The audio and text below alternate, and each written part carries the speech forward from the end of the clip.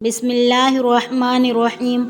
حضرت ابو ذر رضی اللہ عنہ نبی کریم صلی اللہ علیہ وسلم کا ارشاد نقل فرماتے ہیں کہ اللہ تعالیٰ نے ارشاد فرمایا، میرے بندو، میں نے اپنے اوپر ظلم کو حرام قرار دیا ہے اور اسے تمہارے درمیان بھی حرام کیا ہے، لہٰذا تم ایک دوسرے پر ظلم مت کرو۔ میرے بندو، تم سب گمراہ ہو سوائے اس کے جسے میں ہدایت دوں، لہٰذا مجھ سے ہدایت مانگو، میں تمہیں ہدایت دوں گا۔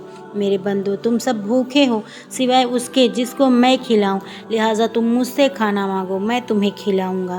میرے بندو، تم سب برہنہ ہو سوائے اس کے جس کو میں پہناؤں، لہٰذا تم مجھ سے لباس مانگو، میں تمہیں پہناؤں گا۔ میرے بندو، تم رات دن گناہ کرتے ہو اور میں تمام گناہوں کو معاف کرتا ہوں، لہٰذا مجھ سے بخشش طلب کرو، میں تمہیں بخش دوں گا۔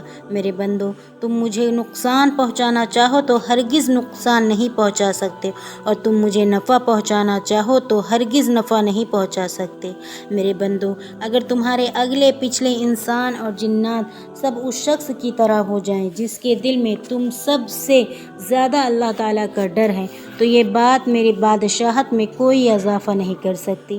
میرے بندو، اگر تمہارے اگلے پچھلے انسان اور جنات اس شخص کی طرح ہو جائیں جو تم میں سب سے زیادہ فاجر فاسق ہے، تو یہ چیز میری بادشاہت میں کوئی کمی نہیں کر سکتی۔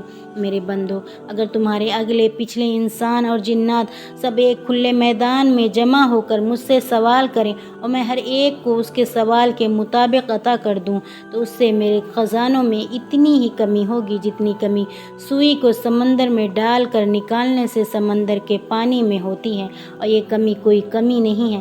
اسی طرح اللہ تعالیٰ کے خزانوں میں بھی سب کو دے دینے سے کچھ کمی نہیں آتی۔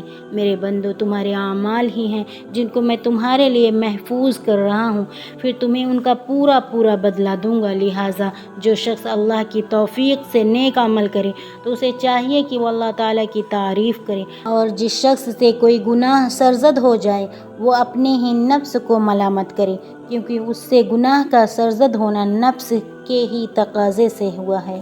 صحیح مسلم، حدیث نمبر 6572۔